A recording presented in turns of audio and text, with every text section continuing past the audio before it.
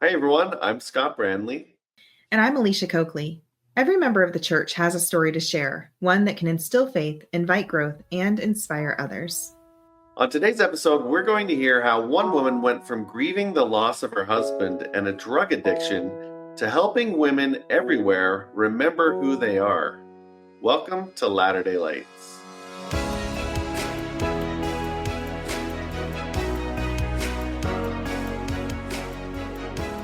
Hey everyone, welcome back to another episode of Latter-day Lights. We're so glad you're here with us today. And we're really excited to introduce our special guest, Jenna Frandsen. Jenna, welcome to the show. Thank you. We're very excited to have you, Jenna. I think that this was we've already been on for an hour with you. We haven't started recording yet. Thankfully. We had lots of conversation and fun with technology and all the things. So I feel like we're besties already. It's great. Well, Miss Jenna, welcome officially to the show. I know you mentioned you first heard us through Vinnie Tolman's episode, and you have we're not going to give too much away, but you have had some similar experiences to him, only like the opposite end of the spectrum. We'll get into that later. But before we get into your story, why don't you go ahead and share with your listeners like a little bit about yourself? Okay. I am a mother of four, a homeschool mother. I've got 4 kids under 10. I live in Utah. Wow. I wear many hats. I'm a homeschool mom, but I am a Reiki master, a holistic health coach, and I do spiritual work. And to exercise the right part of my brain, I'm also a tattoo artist. So, oh my goodness, are you really? I am. Wow. After years of having kids, I sort of was like, now what do I like to do? What kind of, and I've always been into art. I've always loved art and sculpting and things like that and photography. And so one thing led to another, and I never thought I have tattoos, but I never thought I'd be the one giving them, but it's been a lot of fun. Nice. So, yeah. Well, nobody's had an introduction like that before on the show. I know. Surprise. Okay. My husband always teases me. He's like, you get tattooed all the time, because I get my eyebrows. And I'm like, it's not the thing, because it doesn't last. It's like in 6 months, it starts fading away, and then it's not permanent, honey.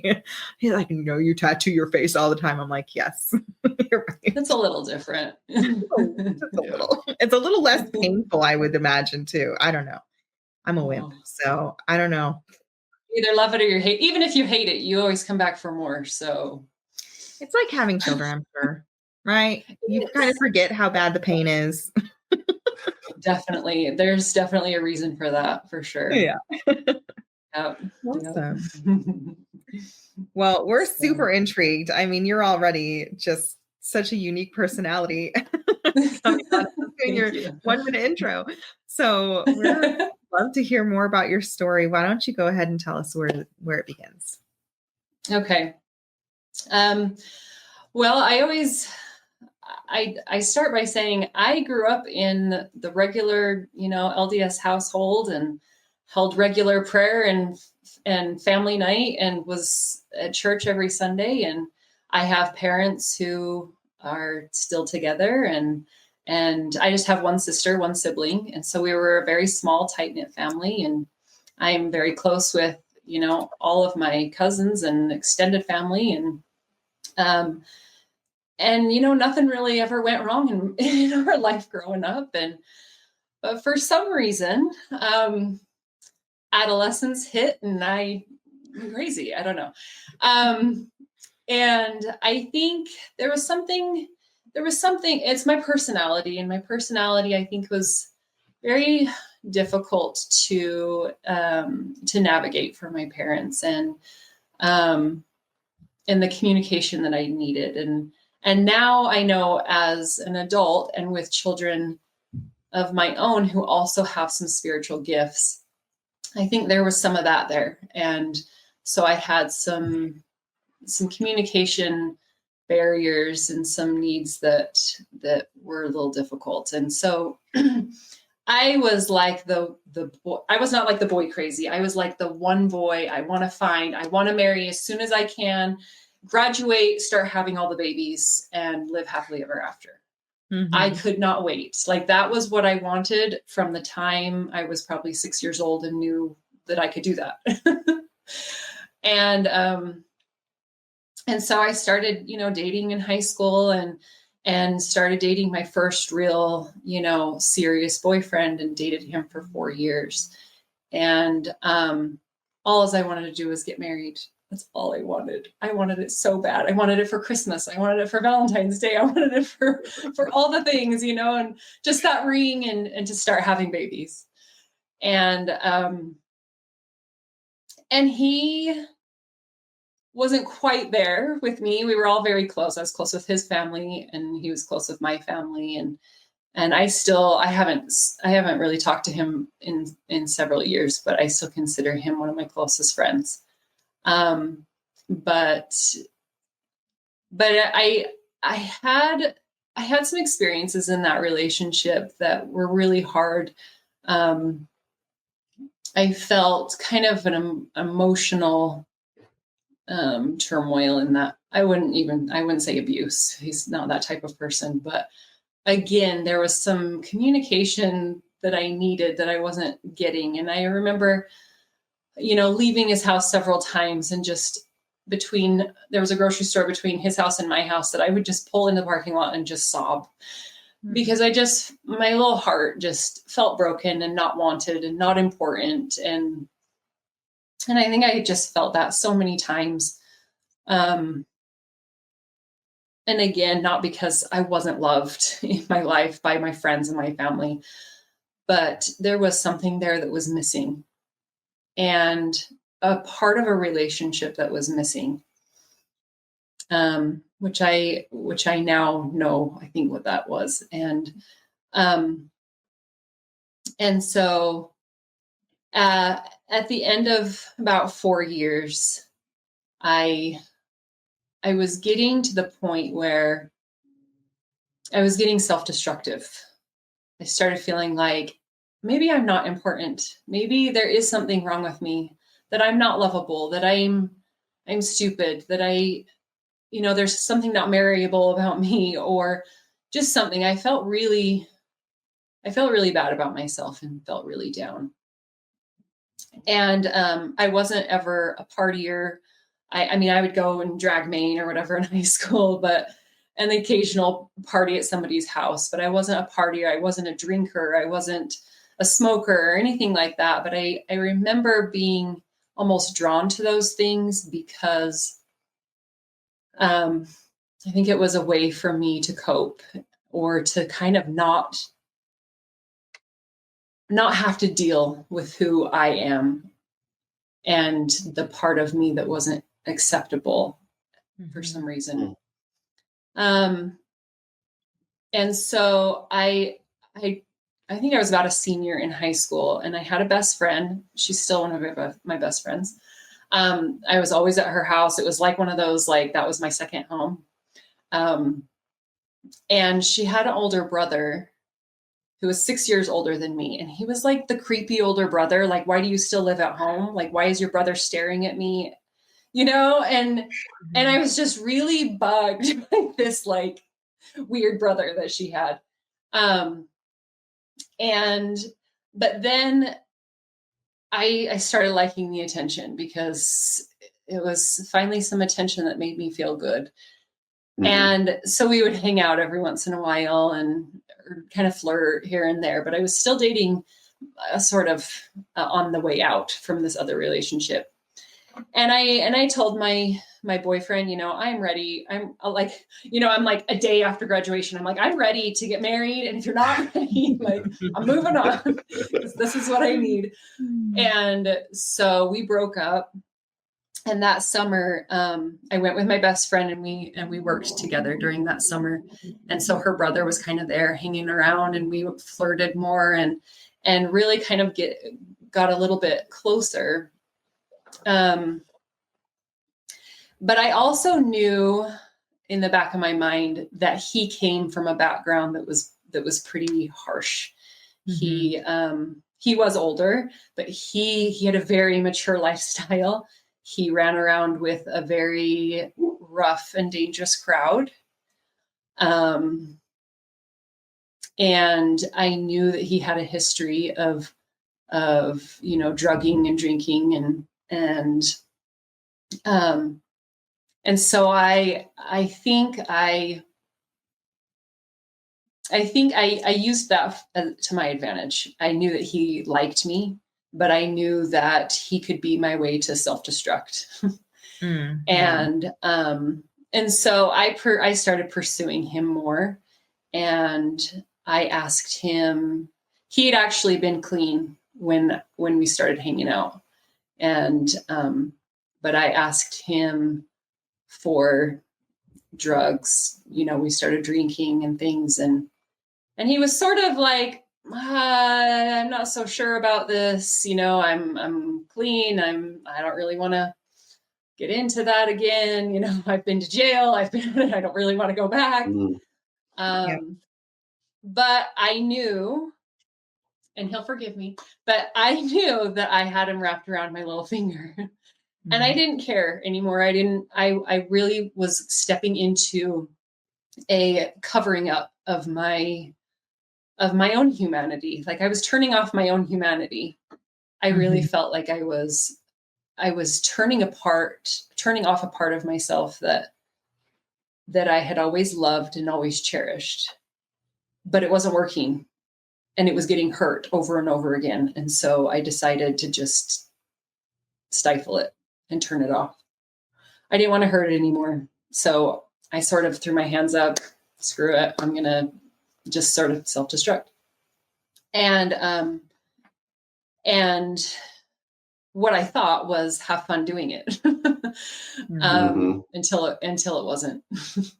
And so we would kind of, we'd watch movies and drink and play cards and drink. And then I start asking him for drugs, and he, like I said, he was very reluctant. Well, during that summer that we were working, and I started abusing prescription anti-anxiety medication, and I was drinking.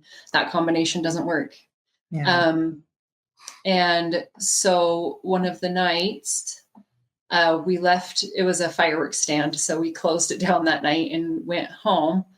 And I went home with they all lived in the same house. So I went home with them, and I don't remember a lot. I remember, bits and pieces.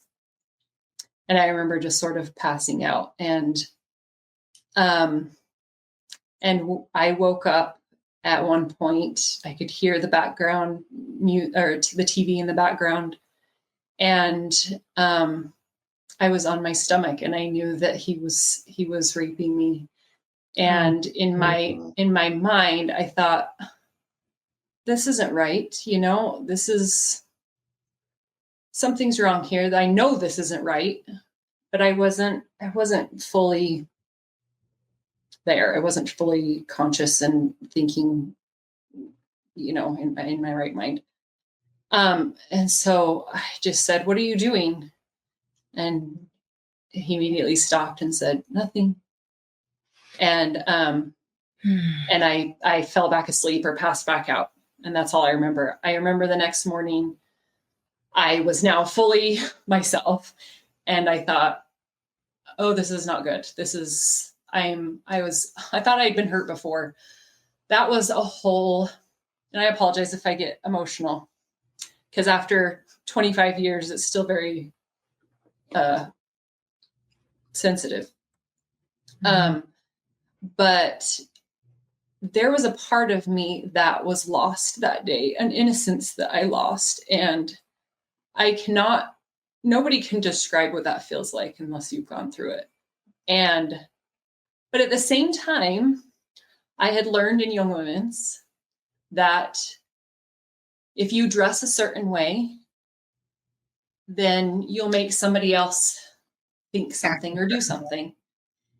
And I knew how I was dressed. I knew I was flirting. And I actually asked him, why did you do that? And he said, well, look at how you were dressed and you were flirting with me. And so I thought, oh, well, yeah, I have always been taught then it was my fault. But then you're told, oh, it's never your fault. It's never your fault. You're the victim. It's never your fault. I didn't really know what to believe. And so I didn't really say anything because I didn't know how my parents or anybody else would react, you know? And because on one end, the child in me knew that was wrong. And I needed help and I needed comfort and I needed safety. Mm-hmm. But the other part of me was like, yeah, but you're going to be told that probably wasn't the best thing that you should have been doing. You know, you were doing all these destructive things and you were, you know, dressed like this or said this. I don't even, you know, and I abused drugs and I drank and I was barely 20 years old and, you know, and so I really struggled with that at first. And, I remember bits and pieces of the next few days where I cried a lot and prayed a lot and felt so guilty and so bad and so broken and so confused. Like I already felt confused. You know, you're already in an awkward stage of life where you're just confused. Mm-hmm. And then there's circumstances and I know now that I've been I've been so sensitive to the spirit and so sensitive to energy and to spirits that, if you know what that feels like, you know, there's a lot of dialogue all the time in your head. Yes. So that was really tough. I did end up, getting some counseling help but after that, I went down hard. Like, I think I just, like, I wanted to cope before, but now I really want to cover it up. And so, the prescription drugs went out the window and I started, you know, asking him to get me the hard drugs. And I didn't want to think about it anymore. I wanted to pretend it didn't happen. I wanted to pretend like I didn't really, you know, I wasn't the young girl who liked the boy, you know. I was like, that's stupid. That's for babies. Like, I'm a hard girl now, you know, because I've been broken. I've been broken in now, and now I can't go back. So let's just go all in. Yeah.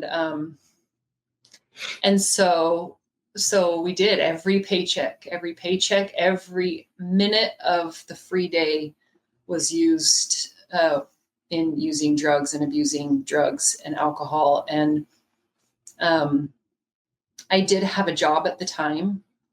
And then it got to the point where, you know, I physically was changing. My appearance was changing. I didn't look well. My family knew, you know, who I was with, where I was staying. They kind of knew what was going on. And so, you know, my parents, I mean, they tried everything. Let's go to a meeting. Let's, you know, invite him over here. Let's get to know him. All the things that you know, that you've felt like to do as a good parent. And it just, I got addicted really fast. I have an addictive personality, I think, because I live kind of fast. But I think the guilt that I had and the shame and not really feeling like I could ever be myself, or if I even knew what that was anymore, I couldn't go back there. And so I just wanted to go down farther and farther and harder and harder. And so he would go to work and come home, and I would just be sitting there waiting. I would probably already be drunk. And we'd get in the car and travel a ways and to get more drugs, and then travel back. And sometimes I couldn't even wait until we got home to use them, and then get home and use till I blacked out. And the next day, and the next day, and the next day, and the next day. And I remember, I don't have any pictures or anything from back then, but I remember when I would go home, my dad would say, when was the last time you even took a shower? Like, I'm going to get you in the shower myself. You stink. Wow. You look like you have ratty hair. Like, you look like, they say, like, you look like Pigpen, from Charlie Brown. Mm-hmm. And he'd say, my dad would call me the bag lady. I don't want to, but that's what he would say. You look like, you look like you're homeless. You look like, but I'm like, oh, I don't care. Like, what do I have to do to get dressed up for? I don't have anybody to impress, And I don't remember thinking anything was wrong with me. I mean, I knew that what I was doing wasn't right. But I don't even remember thinking anything was wrong with my appearance. But I'm sure there was. Yeah. But nobody around me seemed to, the one person around me didn't seem to care. And then a little bit later, even the person that I was using drugs with, even my dealer, was starting to get concerned by the amount of use I had. And I think, just like I knew he was wrapped around my finger at first, I became wrapped around his finger. He was the hand that fed me, and he used that to his advantage. And he would withhold. And so I did things that I never thought that I would, to get my next fix. That is, it's shameful for a human being, let alone a spirit of God. Mm-hmm. But it was like getting your next fix is like needing your next breath of oxygen. It's that serious. You do feel like you will die. If you don't take that breath, you'll suffocate. That is what I felt like. That I would do anything to breathe. I would do anything to breathe, to get that next breath. I would do anything to get that next fix, even if I hated every minute of it, even if I knew, because I could still feel my spirit. Every once in a while, I would get that glimpse of, oh my gosh, you are still in there. And I hate that I am doing this to you. I hate that you're going through this. I hate that you're seeing this, but I'm sorry,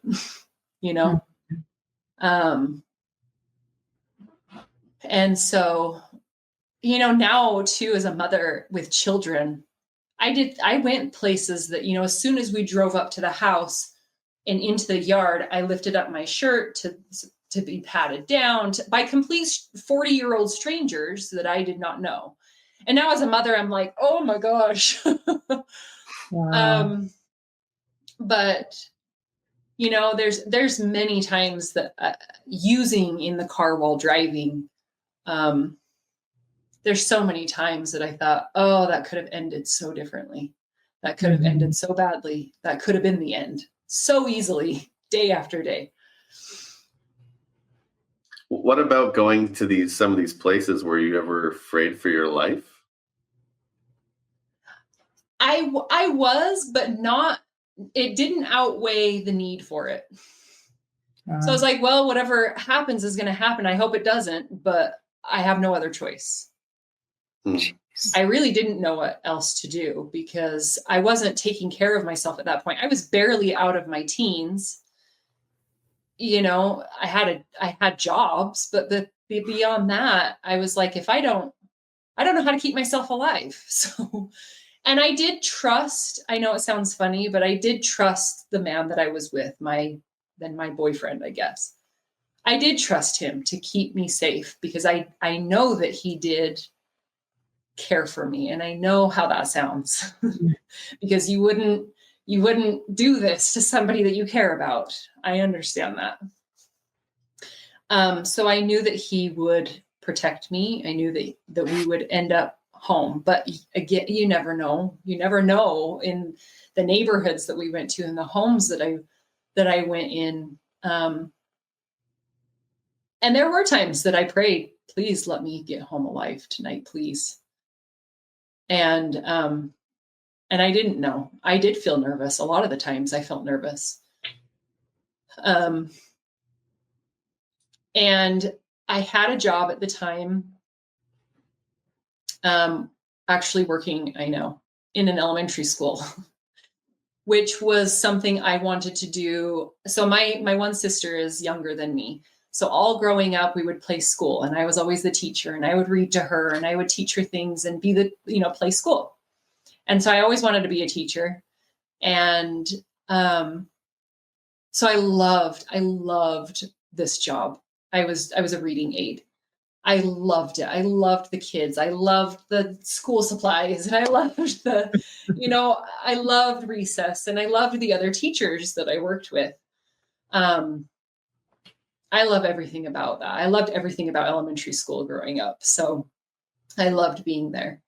But my heavy drug use was so bad at that time that because I was just a reading aide, we would sit at the tables for 20 minutes at a time, and I couldn't make it 20 minutes and without getting another fix. And so I would tell the kids, oh, hold on just a second. I got to run to the bathroom. I got to go get a drink.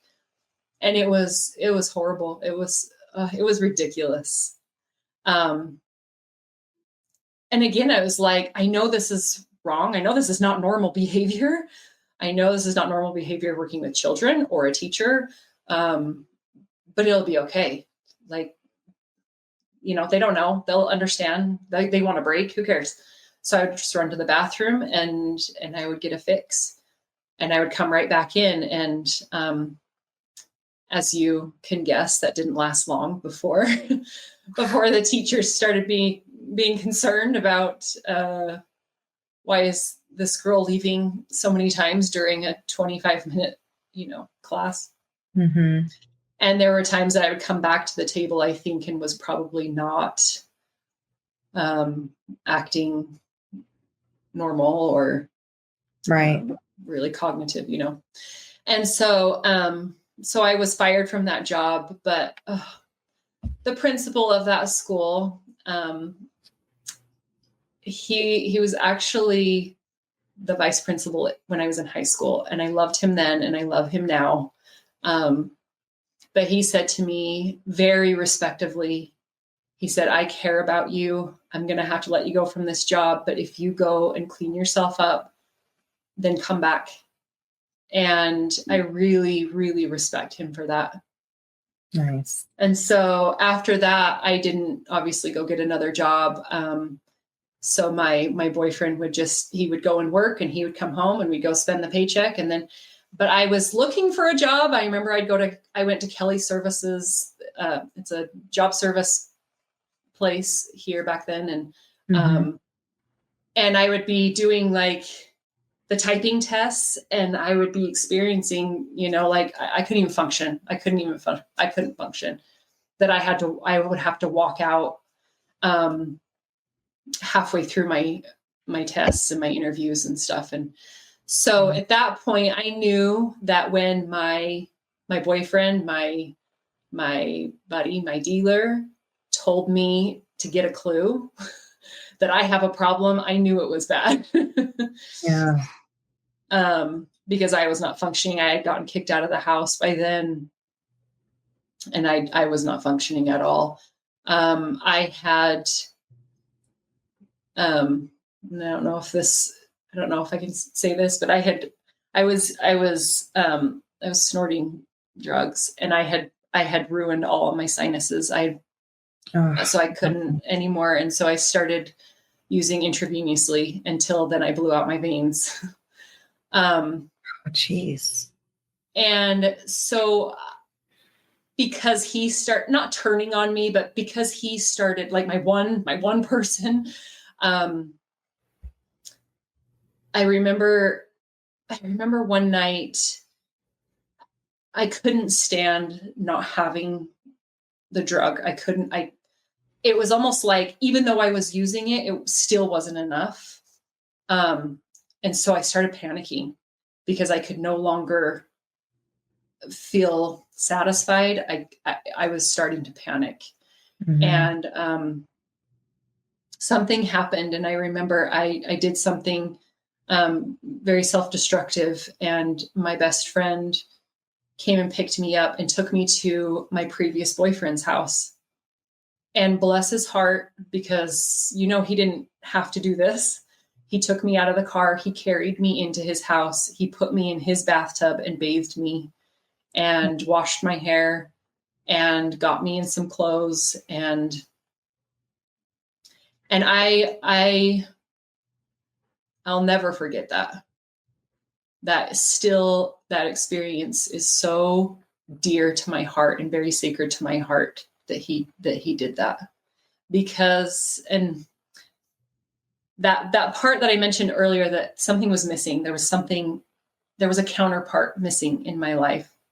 That masculine part, that was missing. And something like that service that he did for me, that he wasn't getting anything in return. I wasn't even his girlfriend. He had no responsibility to me, except for we were both humans. And it was a human response that he had to care for me.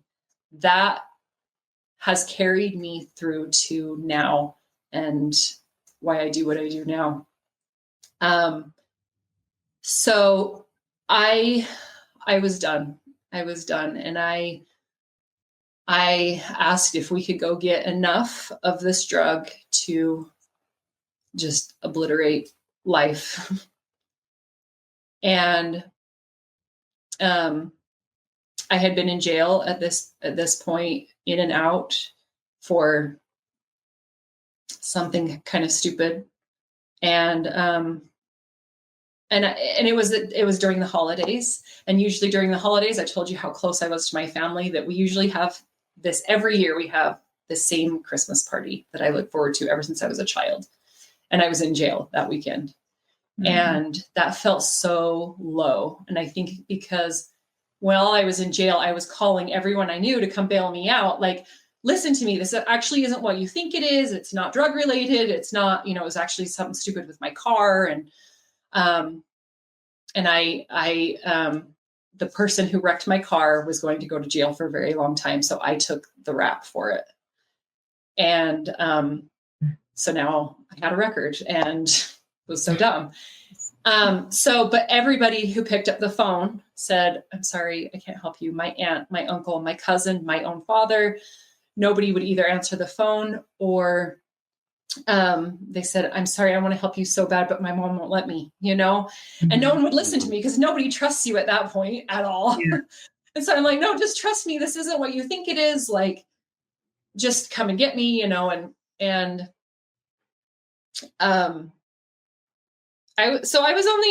was in like holding, or like the drunk tank or something. I hadn't been drinking. I hadn't been drugging, nothing. But no one's going to believe you. Yeah. That's a horrible feeling. Feeling. And my dad finally showed up, and I said, Dad, trust me. And he was like, don't even speak right now, mm-hmm. Which I understand. And that's a horrible feeling, because I'm very close to my dad. And that I knew the truth, but it didn't matter. And I could no longer get anybody to listen or to trust. So anyways, that was the beginning of December. By the end of December, it was actually New Year's Eve. And I said, I'm done. I'm so done.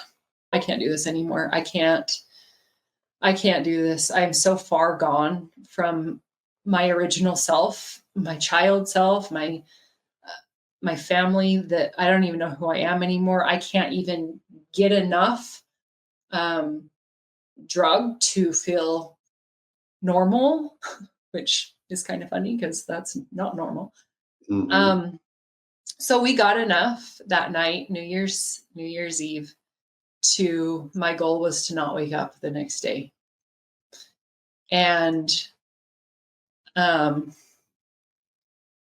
got a very large amount and used it all. I used it all in one sitting, however I could, that my body would allow. And I blacked out. And the near-death experiences that I have heard are, I saw a light. I saw my body. I felt so whole. I didn't feel pain. I saw a loved one. I felt Christ's love. Mine's a little bit different. I saw the face of Satan. I saw what he looked like. I heard what he sounded like. And at first it was just black. It was just blackness. And I heard a laugh. I heard like this bellowing laugh, this dark, deep laughter. And I was like, what is that? And I saw his face and he said, "You are so stupid. You fell for it. You fell for it. I got you all this way, and now you're going to die. And I don't care, and nobody cares." And I will never forget those words. And almost in an instant, I saw my whole life. Like they say, your whole life flashes before your eyes when you're dying. It's absolutely 100% true because it's happened a few times. But I saw and felt. So when I say I saw with like my third eye, my spirit, I saw all the times around the dinner table with my family. I saw holidays with my extended family.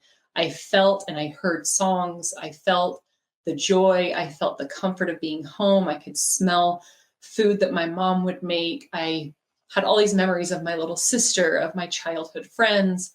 That's when I felt the peace. I felt all that peace and that comfort of a child, you know, being in the arms of safety of their mother or father, or, you know, another place that they feel safe.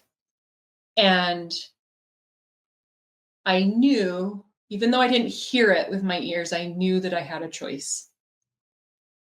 And I saw very clearly the difference between light and dark. And I had never, during all this time, I had never stopped believing in God. I mean, I continued to go to church until I couldn't function. I never strayed from my belief in the gospel or of Jesus Christ. And that's how powerful the adversary can be, and how powerful our choices can sway the trajectory of our life. And so in that moment, I knew, it was so clear that it was such a facade, like this life, it was just a trap. And now I'm dying and no one cares. And Satan especially loved it. And I was completely alone. Mm-hmm. And that's the last thing I remember. And I do remember that while I was seeing and feeling those things from my childhood and from my life, I knew that all of that was the light of Christ. I felt that warmth. I felt that comfort and that safety in those memories and of my family. And the next day, I went home and my family had like this, what do they call that? Like an intervention. An intervention? Yeah, an intervention. They had an intervention. And my dad said, look, we got the money. We want you to go to rehab. And I was like, nope, because I had not agreed to it before. I didn't want to do any of that. I could do it on my own, obviously. But he had the key. He is my father. He knew what my weakness was. And that was that for years I had wanted a little teacup Yorkie dog. So he bribed me. But I knew I needed to go, and I knew I needed to get out of this. So I did go. On January 4th, I believe, or the first week in January, I went to rehab for 3 months, and I was there for 3 months, did well. I detoxed there, which was very difficult. And I attempted suicide there. Because mentally and emotionally, I still was very broken. And didn't want to be there. And after 3 months, there are certain rules, and I think I broke them all. I got out and I went and got an apartment and lived by myself. And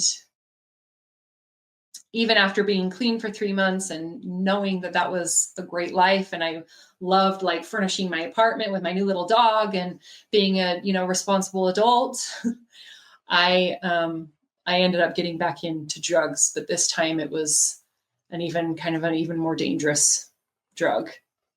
And that was just, I was just at a stoplight and asked somebody they asked me for a cigarette and I asked them for drugs, and that was it. Like it's like going to the grocery store, I guess, in certain places. Wow. Unfortunately. And so I started again, and it didn't take long though before I was still actually in love with the boyfriend that I had, that I used with. And he would come to visit me, which obviously my parents were not super excited about. But he actually had gotten clean while I was in there, and he still had his same good job and was doing well. And then I broke rule number 2, was I got engaged and moved in with this man back to my hometown. But we were actually doing well. He was trying to get custody of his son. We were both going to church. We were going to temple prep classes. We both wanted the same things. We both wanted to clean up our life. We wanted to be good parents. We wanted to have our own children. We wanted to get married. We were paying bills in our own house, and we would still drink, but we really were doing better. We had goals, and we were building our relationships back up with our families, and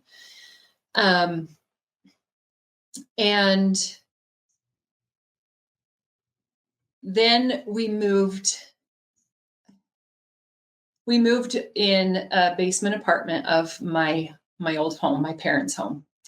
And we were doing great, and I had a new job, and we were going to church with my family, and our relationships were really good. It was hard because when one of us would be doing really good and the other one would be suffering. And my husband, so I did get married. Ended up getting married. My dad planned both my sister and my wedding in 2 months of each other. My mom was not doing well. She was not happy. She told me she was not going to come to my wedding, which I completely understand. She did come, and it was a beautiful wedding. And then that's when we moved into my parents' basement apartment. But my husband's brother had passed away, and he was very close to him, and that really rattled him. And so when one of us would be strong, the other one would be weak, and vice versa. So that was very hard to keep a balance. but we were doing really well. We were doing really well, and we were moving forward, and we would read scriptures every day together, and we were getting, we had partial custody of his son. And so now I had, because we had been trying to get pregnant, and I had miscarriage after miscarriage. And so I had this little kindergartner boy, and I just loved being a mommy to him. And we were doing really great. And my husband was a painter, a contract painter, and he was on a job in Salt Lake. And I talked to him the night before on the phone, and I just said, "So are you going to bed now?" "Yeah." He was there with all his guys who I knew. His brother worked with him, as another brother worked with him. And there was nothing to be worried about, we were doing really well. And the next morning I got his son on the bus to kindergarten, and his family called me and said, "He didn't show up for work today. Have you heard from him?" And I said, "No, that's really weird. I don't know. We talked last night. Well, his brother showed up for work. All of his guys showed up for work, and he didn't show up for work." And that's not like him. He's a very hard worker. He's responsible in his job. So I thought that was very uncharacteristic of him. And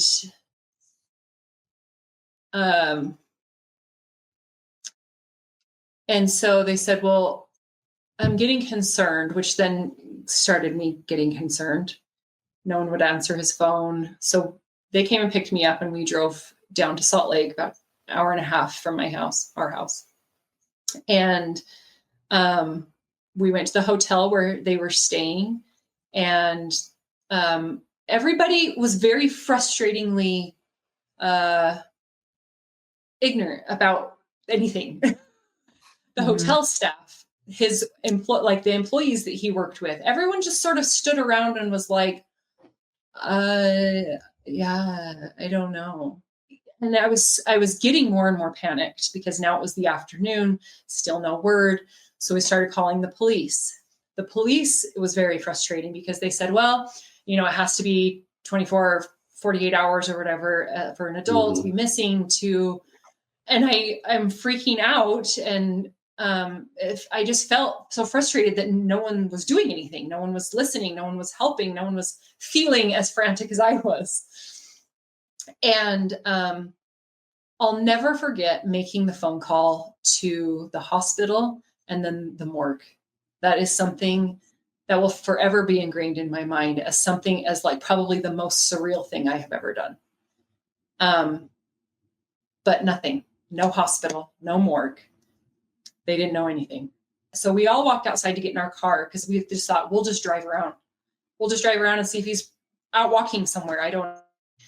We went outside to get in our cars, and I looked down the street, and I saw this man in the same clothes as they wear to work. He was, probably a block and a half to 2 blocks away, block and a half probably. And he was walking towards the hotel, and he stopped, and our eyes met.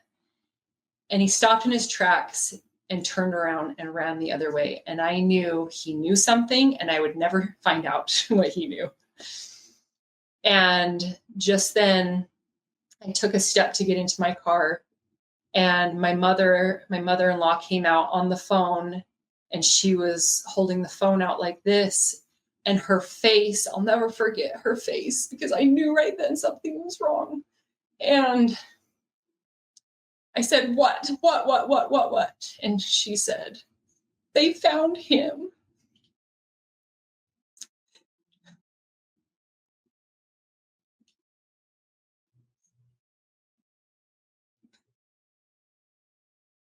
They had found his body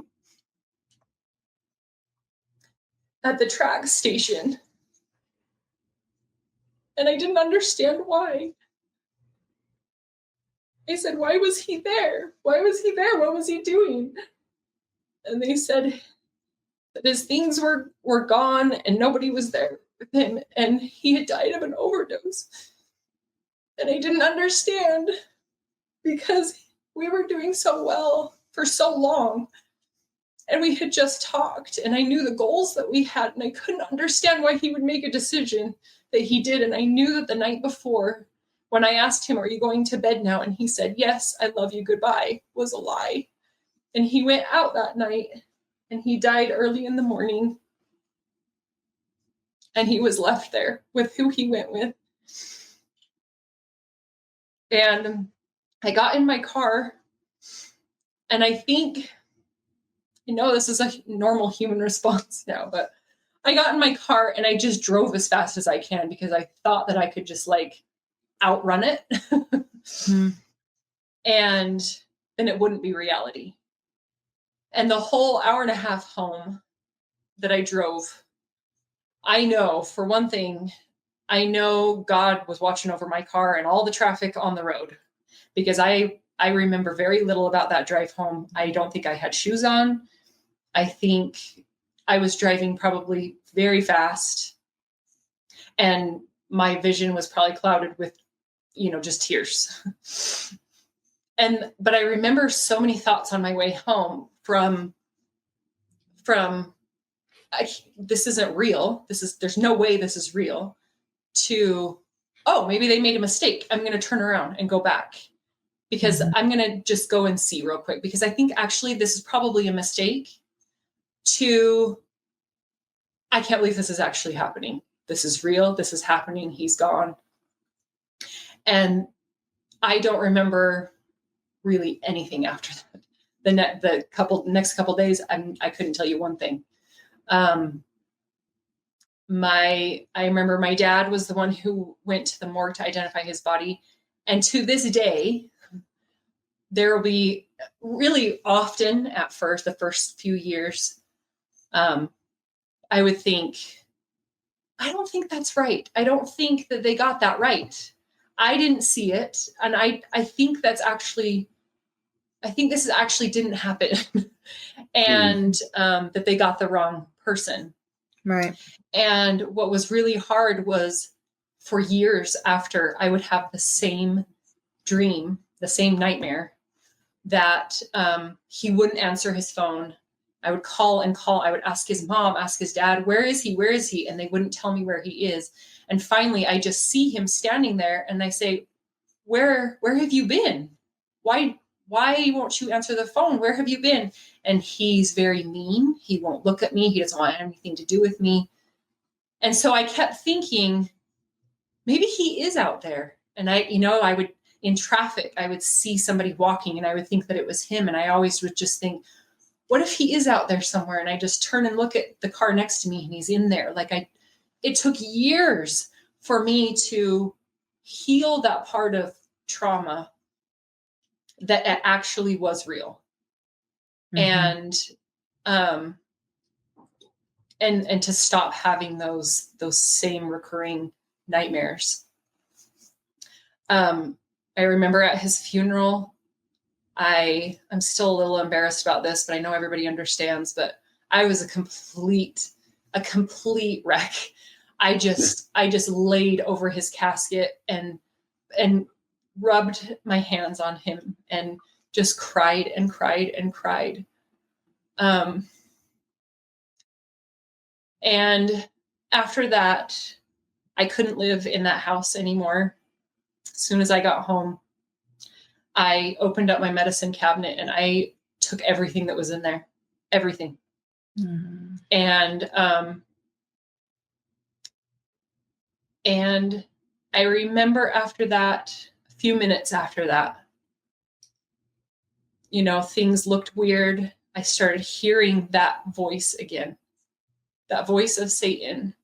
And I felt so little, I felt so stupid that I would make a decision like that, because I know who was in my ear, I knew better than that. And I started getting scared that I would actually die in that moment. And I regretted it so much, because as soon as I heard that voice again, I thought, gosh, dang it. I know what's happening here. It's not worth it. He's winning and I'm not ready. I'm not ready to leave that light that is the love in my life. So I started writing down, I'm so sorry, because I knew I was dying. I'm so sorry. I love you. I didn't mean to do this, and I was so scared that Satan was the one coming to get me, to take me with him. And I was able to walk up 12 stairs to where I knew my dad was upstairs. And I looked at him, and he looked at my face and said, "What did you do?" And I just hit the floor, and I had a grand mal seizure on the floor. He called 911, and the ambulance came and got me and took me to the hospital. I had another seizure in the ambulance and another grand mal seizure in the hospital. I was put in the ICU. And I remember all through that ICU stage, I would see things. I was having hallucinations. And I knew where they were coming from. They were almost taunting me. Until I got a priesthood blessing. I got a priesthood blessing in the ICU, and I was out very shortly after that on the regular floor. My body really suffered from those seizures. I am full of arthritis and issues in my back from those seizures. But when I got out, I was, back home with my parents, and I moved into a condo because I couldn't be in our home that we lived in together. So I moved into this condo close to my parents' house. And I took money from, we didn't have life insurance or anything like that. And I got all new things because I didn't want to see anything that was tied to him. I wasn't dealing well at all as a young woman, newly married. Now I think I would do things differently, but because of the decisions that I made after his funeral and his death, his side of the family completely disowned me. So I felt like I lost my husband, I lost a child, and I lost that side of the family, and I had no family now. And that was very, very hard because that's all I ever wanted. And I knew that I had made so many mistakes. And I just survived at that point. I would wake up in the morning, and the first thing I would do before I even put my contacts or glasses on, I would drink. And there was a time in that house that I attempted suicide, and I have experiences with that the Lord told me that it just wasn't my time, but it was so hard. It was so hard to stay here. And I got a job. My dad got me a job at his office, and I would go and just sit and solder with my headphones in and just get my work done. And I would function as long as I could. And then I would go into his office and melt on the floor in tears. And I was like the saddest human in that condition. And I know how hard it was on him to see me like that every day. And after a time, I had to leave that job after a few months. And I moved away. I moved away and in with my best friend and her husband down in Salt Lake County. And that was actually really good for me.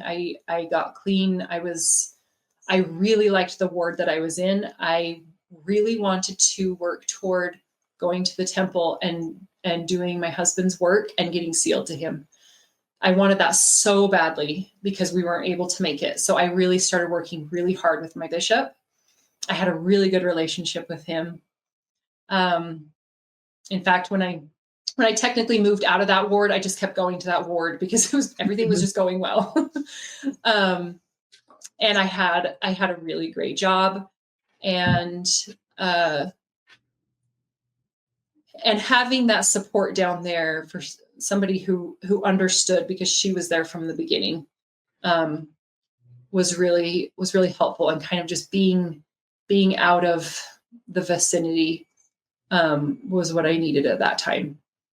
Mhm. And so I was with them. When I moved out, I moved in with some roommates, which was really strange because usually you know, graduate high school, have roommates in college and then get married. And I was kind of going backwards. Yeah. But it was great. I made some really great friends and had some good jobs and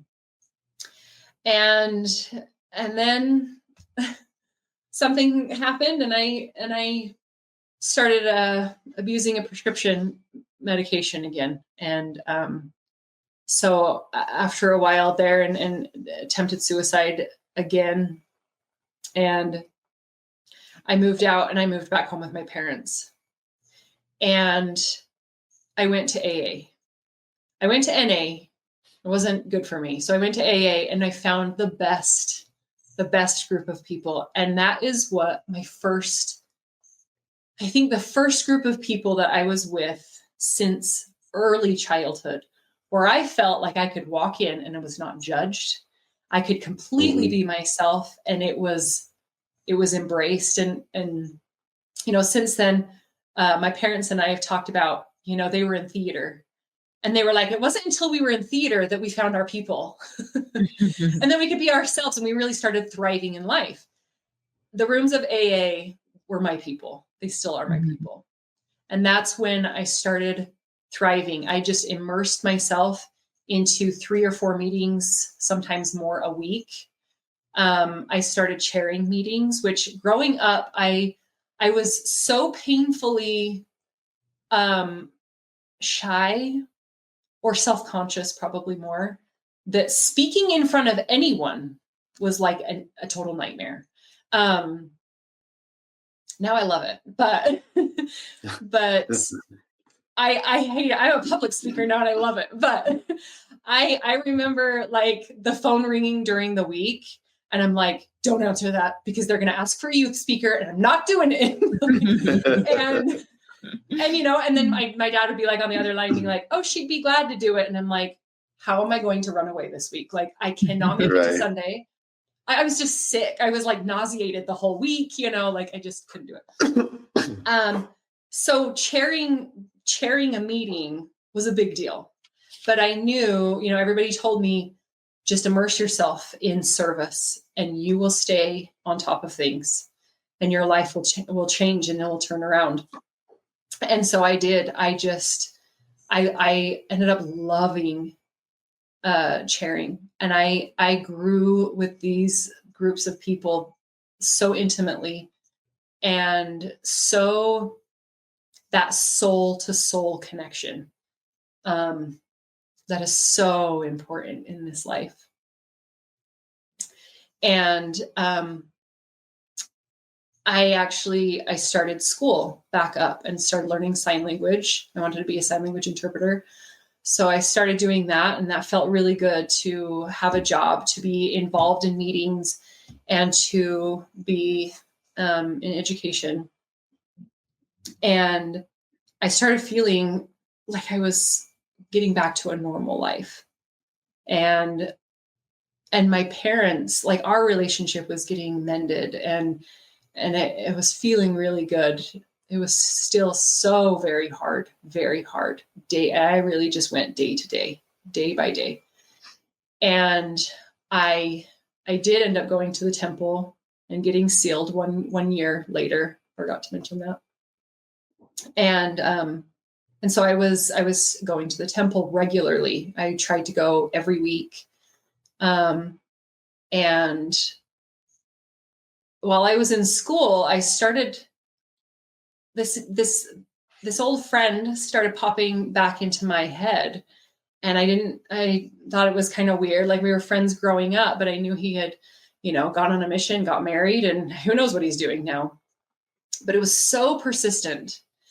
And that I reached out to his brother that kind of stayed, we were childhood friends, and I stayed kind of in contact with him throughout the years. And I just texted him and I said, hey, like, how are you guys doing? How's your family? How's your mom and dad? Whatever. And kind of caught up. And I asked, how's your brother? He goes, oh, he's all right. He got a divorce and it's kind of hard on him. He's just working a lot. And I was like, okay, I feel like I want to talk to him. And he's like, it's probably not a good time, but I'll tell him, that you're looking for him or whatever. Okay. And it just kept, like, it was an obsession almost. Like, what is this guy doing? Oh, he was so cute when we were growing up. I really miss his friendship. Like, huh. And so about 2 or 3 months later, I text his brother again and I said, hey, how's he doing? Does he, I really want to contact him or something. And it was kind of the same answer. Oh, I'll let him know, you're looking for him, whatever. And I really was just, I was barely looking for a friendship, let alone marriage again. I was never going to get married again. I was actually looking into, I was actually, like looking into how to have a baby, like adoption or what, like I still wanted a family, didn't want to get married again. I was still so in love with my husband. I was still so hurt after years. And this was about 4 years after he died. But this face, this name was just pinging me every day. And so I texted my sister and I said, hey, are you still friends? Like I was like going all the ways I could to contact this one person. I think Facebook was like fairly new. So I was like, on MySpace or something, like trying to find him. Wasn't online, wasn't on Facebook. So I texted my sister. I said, do you still have the number to, his brother? And she goes, no, but I think, my friend does. So then I text her friend, my little sister's friend, hey, do you still have a number from like one of your childhood friends? And she's like, no, I don't. I said, dang it, I'm trying to get a hold of Kyle. And she goes, oh, well, I have his number. And I'm like, oh, good. Can you give me that? So she gave me his number and I texted him one day in school and I said, hey, this is Jenna Jepson. You remember me? And he's like, yeah, what's up? And I still remember like the butterflies I got. And I'm like, this is weird. So we kind of chatted on the phone, like, because we had known each other. He was 10 and I was 12. We were just childhood friends, my sister and I, and him and his brother and their parents and all the neighborhood friends. So we just kind of chatted about what have you been up to for the past, 15 years. Right. And like, I'm still like, I feel like I'm old enough and mature enough. Like this just seems weird. I don't know. But I knew what I felt. I knew that this was something I needed to pursue for some reason. I don't know. Come to find out that days before that I had texted him, he asked his brother, they were just sitting there on the couch watching TV, and he looked at him and he goes, hey, do you still have a contact for my sister? And he goes, yeah, I think so. Why? And he goes, I don't know. I've just been thinking about Jenna and I wanted to text her. And so he never did. But that day that I texted him, he looked at his brother and he said, did you end up reaching out to Jenna's sister? And he goes, no, why? And he goes, because Jenna just texted me. And he goes, I don't know. I never reached out to her. And we were both like, that was so weird, like, and now we joke about it because we're like, I know. we were divinely brought together for sure. Aww. And so we went on a date in September of 2010. And it was just like seeing an old friend that I hadn't seen for so long. And we went on a double date with his brother, who I knew as a child. And we talked and saw each other more and more. And there was something about that relationship that filled that hole of that counterpart that I felt like I had been missing for so long. In my teens, with my first boyfriend, I just felt like, oh, I feel safety here. I feel a love here and something divine here that I have never felt before. So that was September of 2010.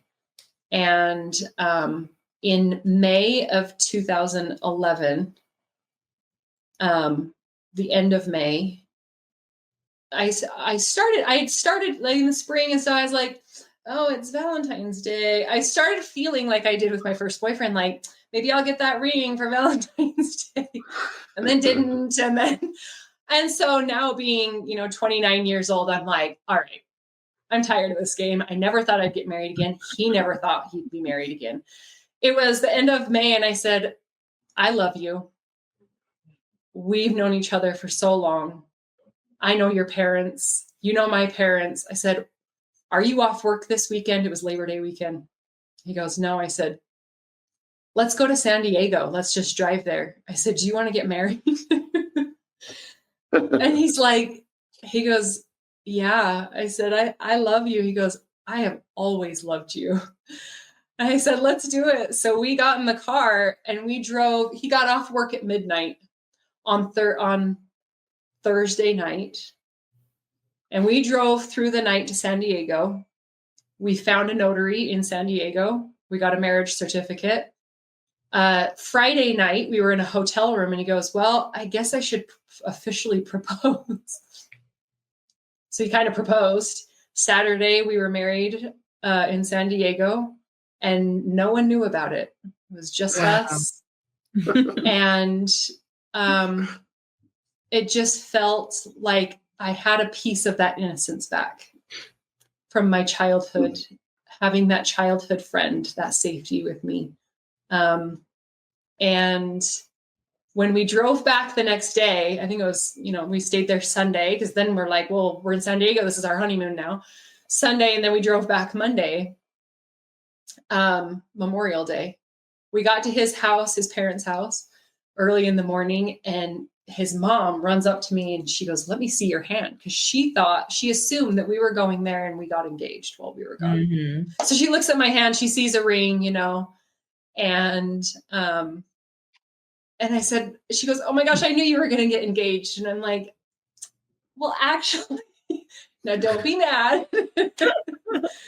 But we actually got married. And she was like, she screams. I love my mother-in-law. She's the enthusiastic part of the family that I love, that I'm used to in my family. My mom and dad, and they know him. They knew him growing up. They love him. They love his family. My dad was so relieved that we eloped and he didn't have to plan another wedding. My mother was a little, like mothers would be, was a little hurt, but she was so happy. He knew all about what I was doing. I was still very much involved with AA and addiction recovery. And he was my angel that kept me there.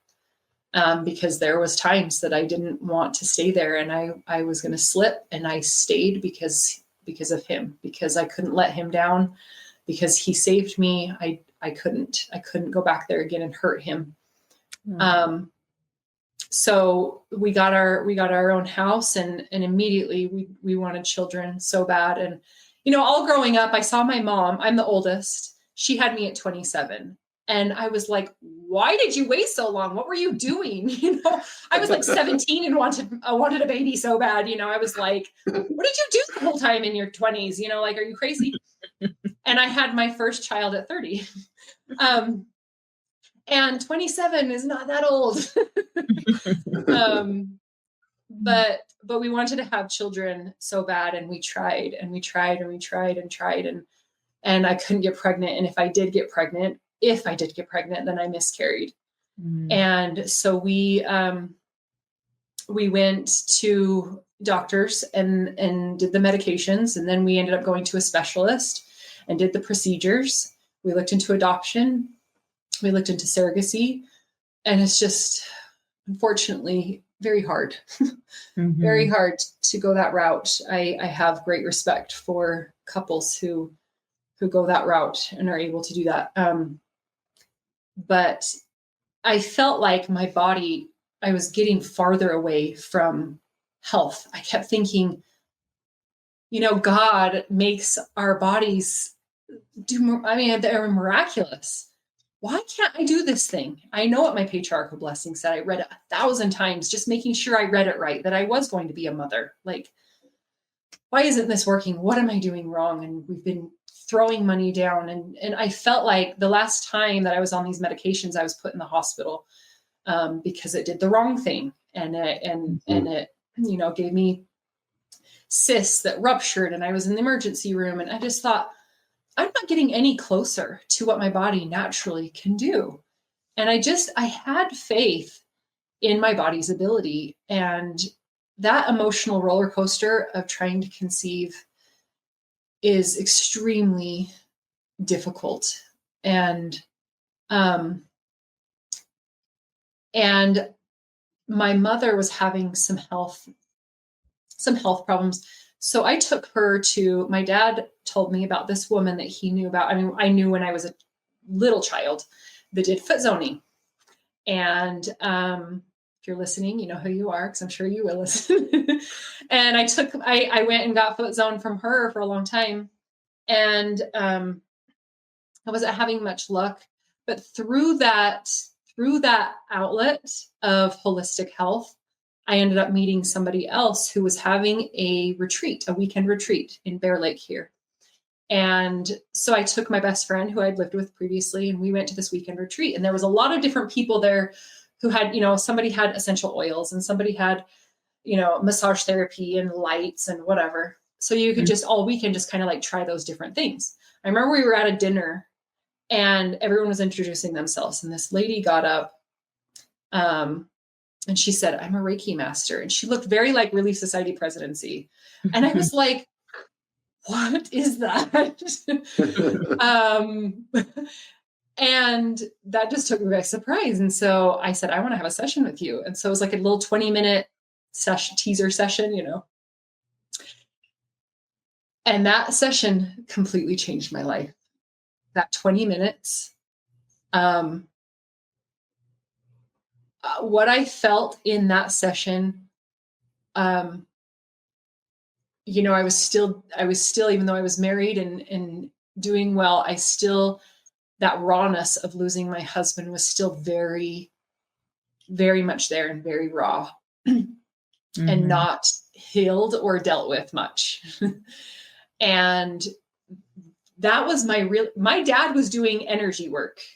I didn't know, like, he wasn't a Reiki practitioner yet, but he was doing energy work. He was a massage therapist. That's all I knew. I never had a session with him or anything, but that was the first time I felt physically energy move in my body. I was on the massage table and she only had her hands on the back of my head, underneath my head. And just by using her energy and my energy, that energy, that stuck emotional energy in my body started moving. And it started moving physically that I actually thought I was falling off the massage table. Wow. It put me in like this spiral. And I grabbed the sides of the massage table. I said, I think I'm falling off. I'm tipping over. And she goes, no, you're not going anywhere. You're not even moving. And I said, yes, I am. I'm falling. She goes, no, you're not falling. And so she had my friend come over and hold my hips to ground me. And it felt a little bit better, but she moved her hands and I started to kind of settle. I could feel that energy from spiraling intensely to settling back down into my body. And the emotions that came up from my husband's death came to the surface. And that's the energy that was moving. And I got up from that table and I said, teach me everything that you know. And so I she was my first Reiki master. And within 2 months of starting my training, I got pregnant with my son. And I know that for me, my infertility was not a physical issue. It was an emotional issue. And those emotions get stuck in our body in different chakras and different areas and organs that it creates physical problems. Mm-hmm. And I got pregnant and I kept my baby and I had a healthy baby boy at, the next January. And he's almost 10 now. And so that's when I became a Reiki practitioner. And I started seeing, I didn't really see clients. That I went through level 1, level 2, level 3. And then a little while later, I went through my master, my level 4, my Reiki master training. And every time I wanted to have a baby, I would try and I would try and I would try, and nothing was working. And so I went to another one of my Reiki masters for her to work on me. And immediately I would get pregnant. But in that session, things from my husband's death would come up. And I would release that energy and that emotion, and I would cry, and I would, talk about it. And I could feel physically, tangibly, that energy moving inside me again. And I had many spiritual experiences. I actually was given the gift, and I haven't ever told the details of this, but I was given a spiritual experience of knowing what my husband saw when he died. And that was really special to me. And I was able to get closure knowing that he didn't die alone, that our Savior was with him. Wow. And so fast forward, and I got more into holistic health. And I've had my business called The Healer in You for over 10 years, almost 11 years. And I have worked with women's health and hormones for obvious reasons. And I became so I took my mother to this foot zoner, and she was having a session. And I was just sitting there like on my phone, trying to find something for me to do.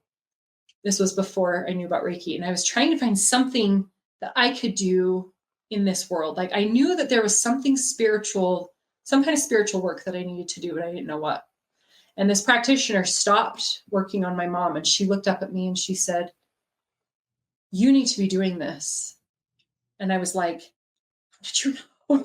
How do you know what I was looking for right then on my phone? So I said, "Okay, I'll do it." So I actually, at the same time I was going through my Reiki training, I was going through foot reflexology and foot zoning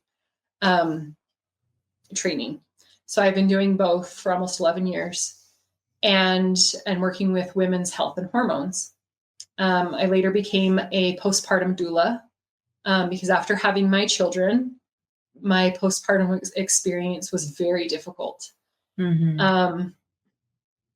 And the other component to this was, since being sexually assaulted, I had a big emotional block of energy in my body and in that womb space. And moving that energy and healing from that energy, it became a space of creation and of divinity where I could create a baby and to hold that space for them. But I've struggled a lot in my marriage with intimacy. And I thought there is something wrong with me. It's like a switch. And so I went to MDs. I'd go to my family practitioner and say, "I feel like there's something wrong with me. Like, I feel like it's just a switch that's been turned off and I can't turn it back on. I don't know what to do about this, And they checked my hormones, and it wasn't hormones, and they checked this, and it wasn't anything that could come back abnormal from a test. And finally he said, "I think you just need a vacation." I was like, "No, but okay." And yeah, I'm like, "Give me some money and I'll gladly go." Yeah. And so then that was right before I learned about Reiki and energy medicine, emotional medicine. And so I would see these women who had these physical ailments, and they had all the tests and nothing came up back abnormal. And so we would do energy work, and they would get pregnant, or they would stop having kidney pain, or this and that. And it was great. And I did that for several years. And in the last, I would say maybe 4 years, it was the beginning of the year, and I felt something. I felt on the cusp of something. And I'm a personality that like, okay, I feel like I'm ready for the next thing. So I go take the next class, or I go, teach the next class, or go and experience the newest thing in medicine or whatever, or in holistic medicine. But it wasn't that. I felt like there was something needing to happen within myself, but it wasn't anything that I can go out and get. And I was having a conversation with my sister one day, and she goes, I feel the same way. I have been feeling the same way. And so has so-and-so and so-and-so. I said, well, you know what? I just was seeing some clients recently who have been expressing the same thing. What is this? And I said, well, because I kept thinking like, there's more, like I'm meant for more. I need to go do something more. And I thought, I wonder if it's a midlife crisis. Maybe I'm there. Like, maybe that's what it is. But then after she told me, well, I feel like this and my friends feel like this. And I thought, well, my clients feel like this. I started thinking, well, they're all different ages. They're in all different stages of life. So it can't be that, And she said to me one day, she said, you know what I think it is? And we sort of both came to the same conclusion at the same time. And we said, I think it's more a spiritual progression. And I said, that feels right, because that's something that I can't really do, but I feel like something spiritually is starting to shift collectively. And you remember in 2020, the collective energy of the world was really intense and really negative and really anxiety ridden. And you could feel it. Even if you didn't watch the news, you could just feel it, in the air. And I had an experience. So about this same time, I started having spiritual experiences. I call them like our perspectives. Different perspectives were given to me, and this sounds funny, but I call them glitches. Like it was like more and more throughout the last 4 years, especially this last year, I have these glitches where like I almost have 1 foot in this world and 1 foot out. And I started feeling that same collective energy on the other side of the veil, where something was brewing there, just like it was brewing here. And I felt like there's something's happening, something's shifting. And so as I saw more clients and talked to more friends, they would say the same things. They would say, I feel like I'm meant for more spiritually. I feel like, I was the oldest child, so I helped raise my siblings. And then I graduated high school and I got married and I started having my own kids. Now I'm an empty nester and I have no idea what I'm doing. Like I have no idea what my purpose is. I feel like I'm meant for more. I don't know what I love. I don't have hobbies, or I don't have a libido. I don't feel connected to people, to my spouse. I don't feel connected when I go to church. I feel this disconnect, but at the same time, I feel this spiritual shift into like something new. But we all were like, it's like that. Like nobody really has had words for it. And so remembering that spiritual circle in AA, and then feeling that with women, I started having women's moon circles. They're as old as time. They would get together in circles to celebrate, to mourn, to just get support and have unity. And AA was my first circle. So for 8 years, I've had women's moon circles. I still hold them once a month. And it's where women can get together and go through anything together. And it's like, we're affected by the new moon or the full moon or an eclipse or a retrograde or whatever. And some people, I've worked in healthcare. I worked in, an Alzheimer's wing. And when that full moon was going, we knew that it was going to be quite the night. Yeah. We're affected by the moon. And so it's just so validating to get together and say, oh my gosh, that's how I've been feeling too. And so circles, last November, I started I sort of rebranded my business. I semi-retired from foot zoning and other things, and rebranded my business to just focus on spiritual health and spiritual work and energy work, and doing circles, because a year and a half ago, I had a circle, I had a moon circle, and we had a meditation, and I just kept hearing the word surrender, surrender, surrender. And then we started talking about the sacred feminine, which is basically our divinity as women and of men. And I said, I don't even know what that means. I don't even know if I would know what that looks like, because of the trauma that I've had, I had a wall up. I didn't want to be hurt. I didn't want to be hurt by a man. And I didn't have trust there, even if it was subconscious. And it was like God and universe was like, oh, let me show you. And it was like, dump, because the next 24 hours completely changed my life. I had new eyes. I saw my husband differently. I saw him in his divinity, the way God created him. I saw my bishop in the same light. It takes my breath away to see that part of your soul. And I've seen women who have said these things. I don't know what this feels like. I don't know. I'm afraid of this. I'm afraid of that.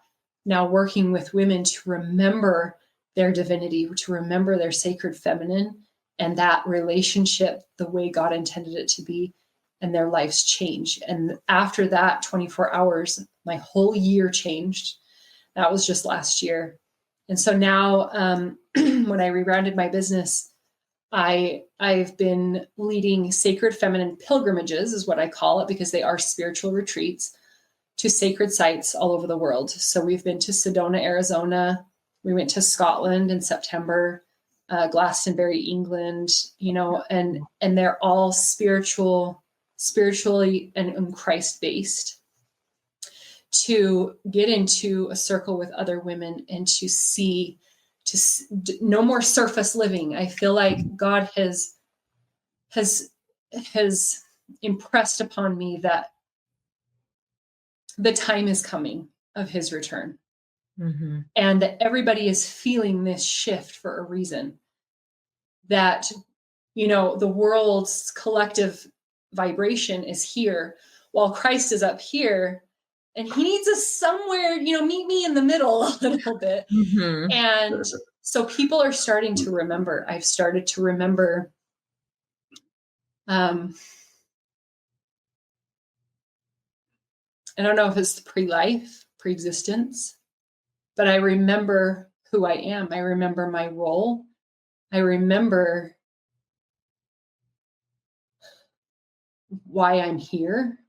And God has told me more than one time, every time I ask, it's the same answer, is to help others remember their divinity. Mm-hmm. Because I can promise you that people watching this have started remembering things, or at least feeling something, mm-hmm. and don't know what it is. And it's just that it's time to get these more soul-based connections with each other, and mm-hmm. to go hand in hand with each other and raise the vibration on this earth, because this will be heaven on earth. But we've got to raise that vibration and meet him when he comes. And to heal that relationship of the feminine and the masculine within ourselves and with each other.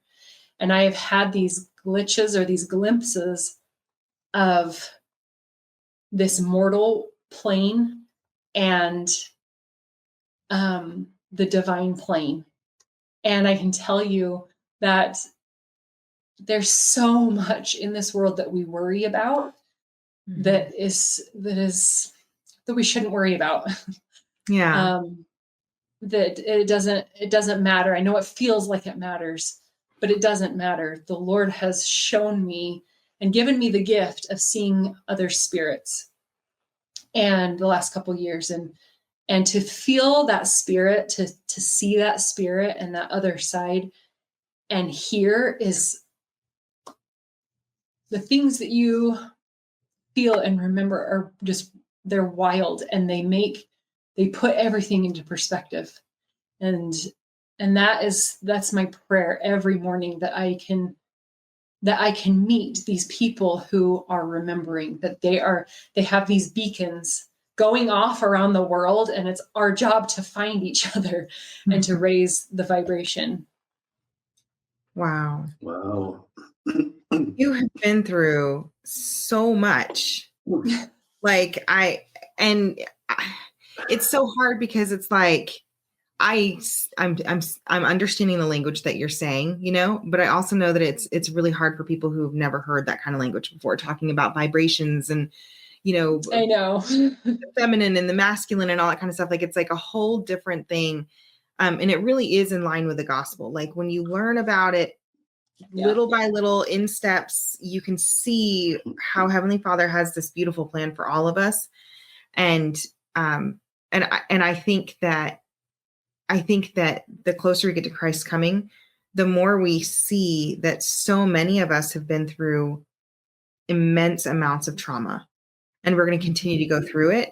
And that Heavenly Father has reserved us for this time, because he knew that we needed to be able to heal ourselves, and he needed the strongest to be able to do that, and to be able to heal the world. And I just think that it is such a beautiful thing that we're at this place where we have so many resources to tap into that healing at so many different stages, but all of it, all of the healing that happens comes through Christ. Even if it's your traditional pharmaceutical kind of medicines kind of stuff, like that was inspired by Jesus Christ, because he's the creator of all. And I think kudos to you for making the changes necessary, and for being who you are now. And this is crazy, right? Like, not crazy. It's awesome.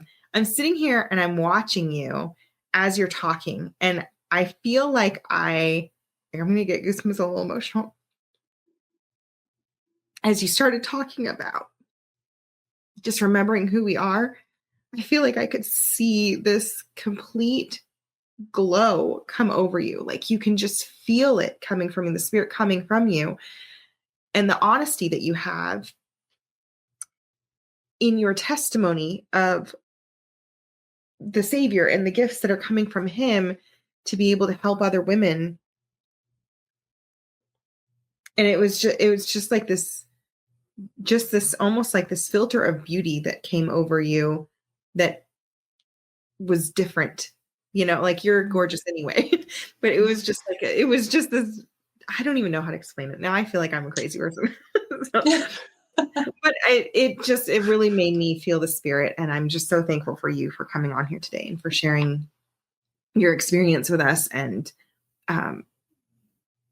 just that testimony of how important it is for us to really remember who God created us to be, and to seek out the resources necessary in order to step into our fullest potential, and to step back into that role that Heavenly Father needs from us to be able to heal and to move forward and to heal the world. So thank you for that. Yeah. We were born with everything that we needed. He gave us everything that we needed the day we were born. Yeah. And then circumstances happen, and traumas happen, and conditioning happens, or choices are made. And it's sort of like unraveling that knot the whole rest of your life, just to get back to that person that we were when we were born, that person that God made us be, that soul. And that's the point, right? Mm-hmm. Yeah. I wonder if, like, in the pre-existence, God was like, "Hey, Jenna, this is going to be your journey, and it's going to be insane, and it's going to be incredibly hard. You're going to go to the lowest of the low, but you're also going to experience the highest of the high. And because of that, you're going to have this incredible perspective that's going to help you change the lives of thousands of people in the world."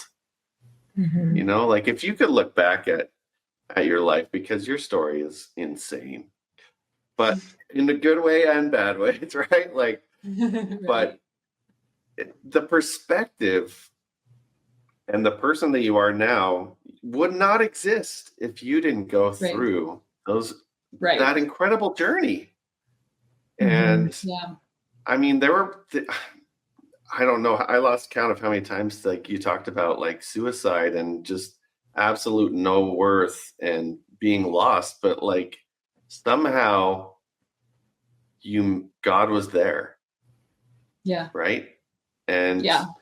and because of that, even if you couldn't see him then, because of that, now you can just run and do these Yeah. amazing things. I mean, that's very inspirational. Your story it's really hard to hear, but it's also amazing at the end where you're so inspiring, and I think you're gonna just do amazing things for the rest of your life because Yeah. of those hard things you That's, went through. that's the prayer, because I've asked so many times over the years, why am I still here? Because I shouldn't be for so many reasons, Oh yeah. this day, this day, this day, so many reasons. And I said, God, I know you love me. I know you do, because otherwise I would not be here. Mhm. So what is it that you need me to do? And there's days where it's just like, I feel like I'm still waiting for that email to come in, Yeah. but I know what he has told me, and I know what he has shown me, and I will never deny it.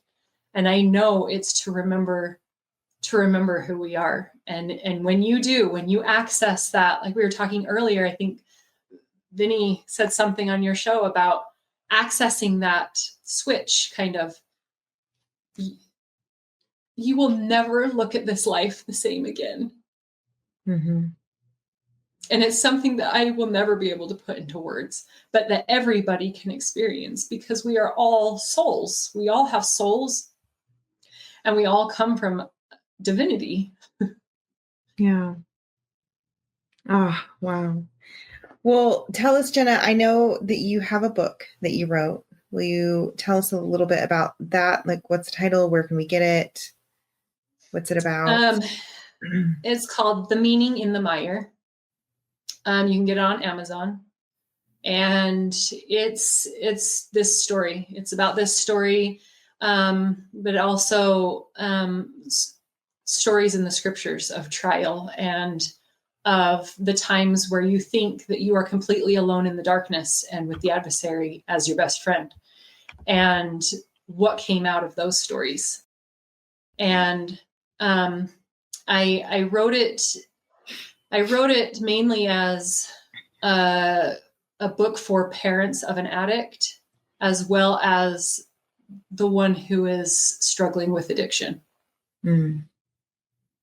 Wow.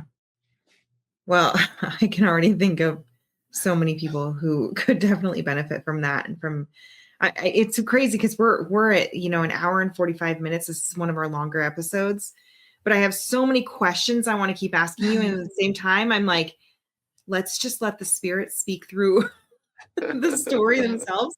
And I'm just going to schedule some time to hop on a call with you afterwards so I can ask you. Yeah, let's do it. Oh, this is, like I said, like, I feel like this is, I'm obviously like here to be a mother, and I love that role, but this is why I'm here. I want to speak. And I have the story of the widow. I have the message of the addict. I have the message of the assaulted and traumatized, or whatever, or the infertile. But I think the point is remember, not learning anything new on this earth, in this earth life, this mortal life. It's remembering who we were before, and despite all of these things. Mm-hmm. And so, the spirit, Jenna, myself, is not very good at communicating. And I give answers like, oh, that's super cool. So if I am purely like a mouthpiece, and I know that God, God's voice comes through, the spirit's voice, because otherwise that Jenna doesn't say things like that. I don't come up with things like that. And so I love speaking in person. I love speaking, one-on-one. I love doing one-on-one sessions, because the energy that you bring and your spirit is so incredibly beautiful and will blow you out of the water, and it's coming from you. It's your soul that God made, and to when you recognize that, your life isn't the same. What? So let's talk about that for 1 second. Helping people to recognize this divine side of them. What's been some of the experiences that people have had when you've helped them to recognize that?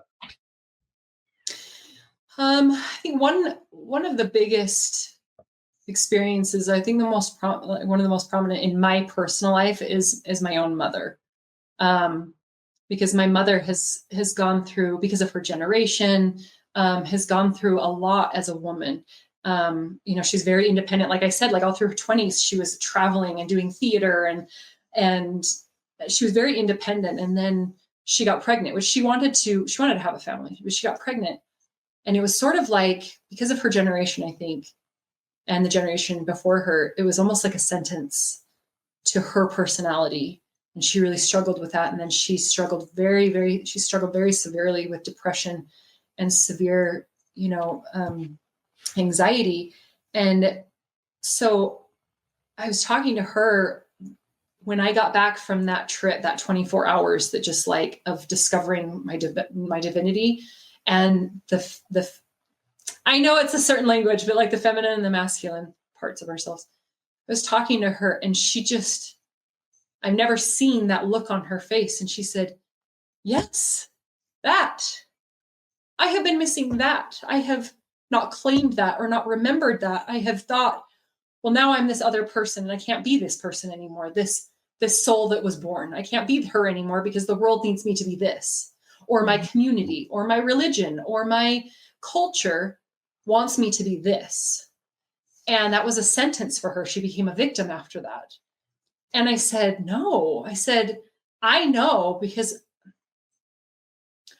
I know exactly where I was when I was told by the Spirit that I can see people's spirits. And that has been such a humble gift.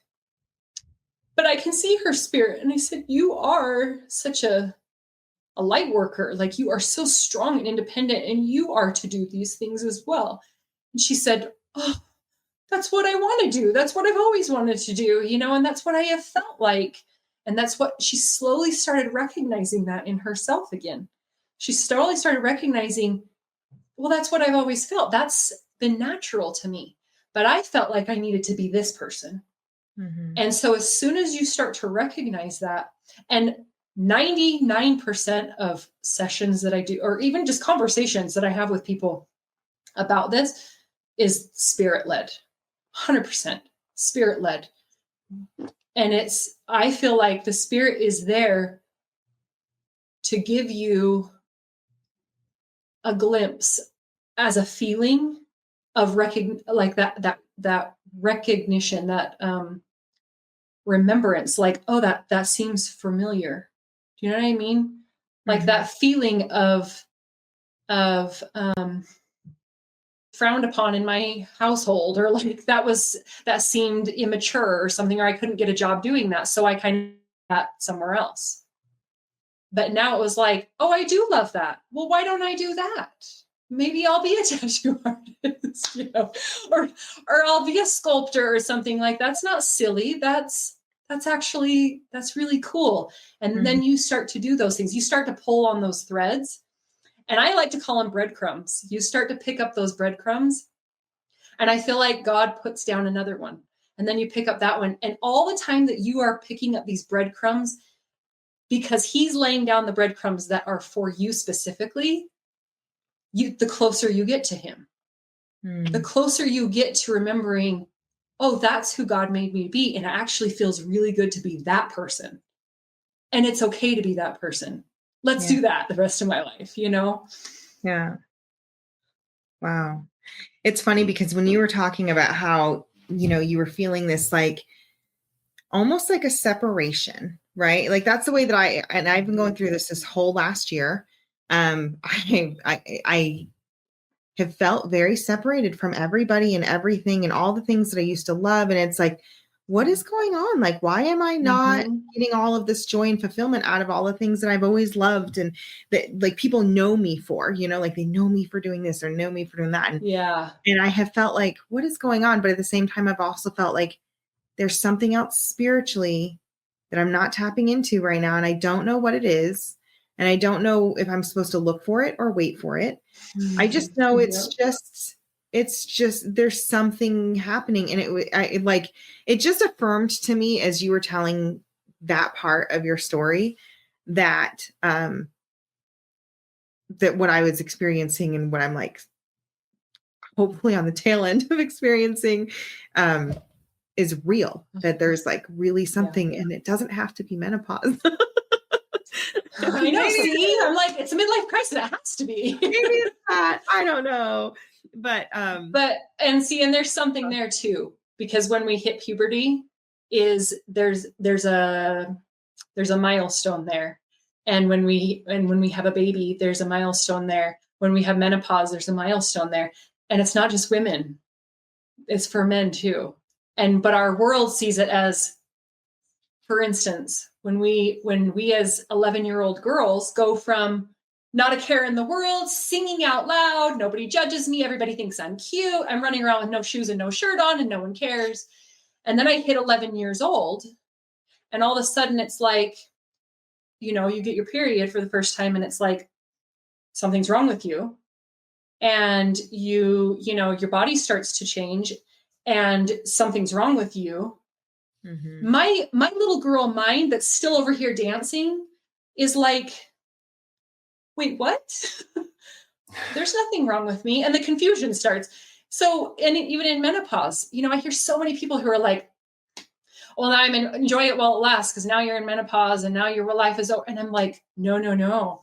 Now you're in your seeing this is another language, but now you're in your crone years and you're in your wisdom. And I'm looking to you to remember your wisdom to teach me.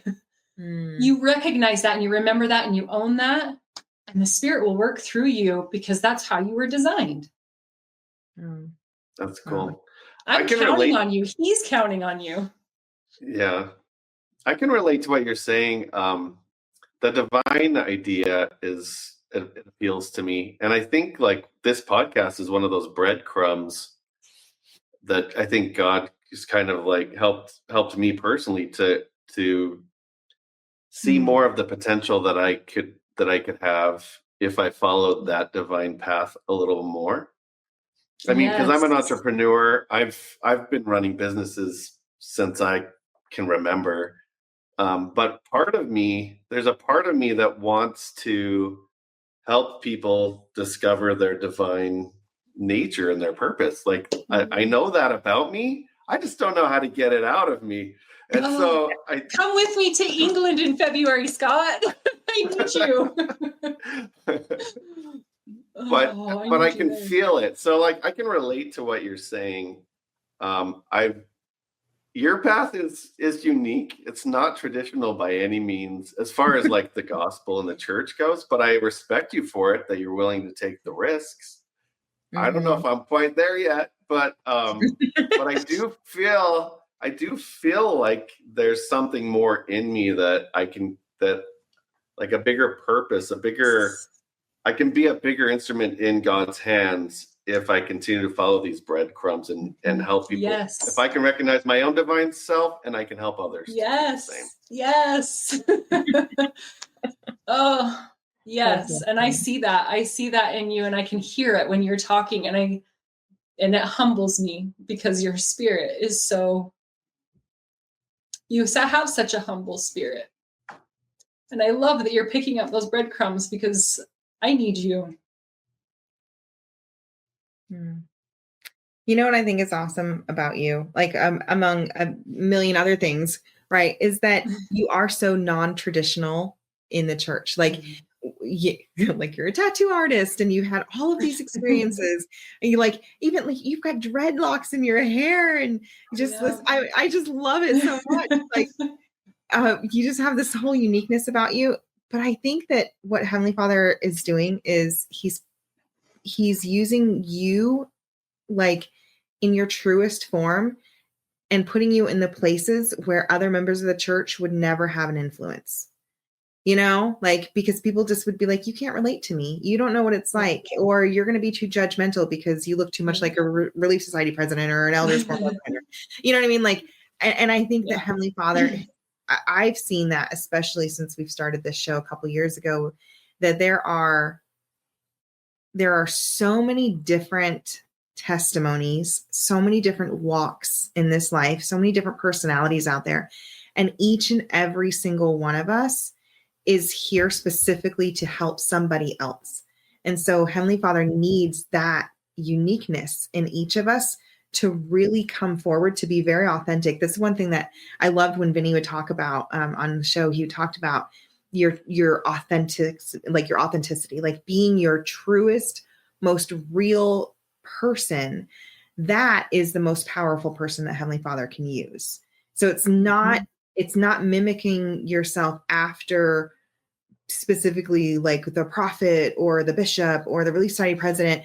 And even when it talks in scriptures about, you know, becoming like Christ, it wasn't about doing exactly the way that he does it, you know, bar none. It's not like wearing his sandals and his robes and cutting off technology. That wasn't it. Christ was so authentically himself. Yep. He was so pure in his divine role, in his divine purpose, in everything that he did it with 100% authenticity. And so if we are to be like Christ, then we too need to be as authentic as we can. And the only way for us to do that is really to be able to go and to do the things necessary in order to remember who we are. I think for me personally, it has always been little nuggets that are found in my patriarchal blessing. Right? Like if I go back and I really read my patriarchal blessing, I can see where there's a gap between what my blessing is saying and where I'm at. And I'm like, oh, okay, I got to get back over here. This is where I need to go. Yeah. And I've seen that even in like the callings and stuff that I've been extended in church, right? Like sometimes I get callings that are really easy for me. And I'm like, I'm going to be great at this. And then I get the callings that are like, seriously? Like, I think you got that wrong. But I know that Heavenly Father has something for me that he needs me to learn in those callings, something that he wants me to remember in order for me to be more authentic and more of who I am. So this has just been this is just a good one. I have loved this show with your story and everything so far. And I'm excited to grab your book and to read through it and just to hear more about all the things that you're doing. So I know we can get your book on Amazon. If someone is interested in reaching out to you and, you know, scheduling some time with you or whatever else, what's the best way for them to do that? Like through social media, or do you want them to email you? Yeah, I've got an email. I've got a website, thehealerinyoutah.com. And I'm on Instagram, The Healer in You. I recently just got on to YouTube because on my Instagram, I tend to just like record myself and the thoughts when spirit starts talking, like I just press record. So it's not like fancy or professional and by any means, but I wanted it to be more of a place of authenticity. And so I started doing more of like a video podcast instead of social media, but I am on there too. I've got a lot of my retreat stuff on there, my pilgrimage stuff on there on the Instagram, but I do have a website and it has my email on there. So. Okay, awesome. Well, we'll be sure to share all of that in the description. So if anyone's looking to get in contact or to get your book or anything like that, we'll be sure to share those links for you guys. Okay, great. Thank you so much. You're welcome. So Jenna, as we wrap up, do you have any last thoughts you'd like to share? Just of the importance of that God wants you to know that you are so important for this time. And it's so important for you to remember your divinity and who you are and who you made you and why he made you, what you're here for. And just, I love you. Awesome. Well, we love you, Jenna. Like I said, we're besties, you know, so Yeah, we got a lot in common. That's no problem.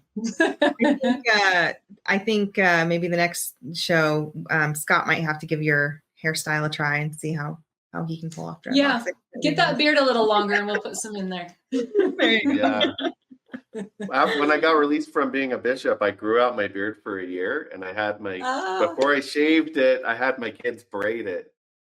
Yep. It was like legit mountain man. I was like, what? That's awesome. Yeah, that's how my dad grows his beard. He's like my barefoot dad and big beard, and my husband too. My husband grows a big old beard and bald head, and so you fit right in. Yeah, there you go. Cool. Well, thanks again, Jenna, for being on the show, and thank you everyone for tuning in and listening to Jenna's story. If you know anyone that can benefit from hearing Jenna's story, do your 5-second missionary work, go hit that share button, and let's get this story out so people can hear it. Because I think this is an amazing story, an amazing opportunity to do some good in the world. Yeah, absolutely. And remember, guys, this podcast truly is for every member of the church. And so if you have a story that you are feeling impressed to share, we would love to hear from you. Please, please, please go to our website, latterdaylights.com, and you can fill the form out at the bottom of the page, or you can email us at latterdaylights@gmail.com. We would love to hear from you guys. Yeah. So there you have it. Thanks again, Jenna, and thanks everybody. And we will talk to you next week with another episode. Take care. Bye-bye. Bye, guys.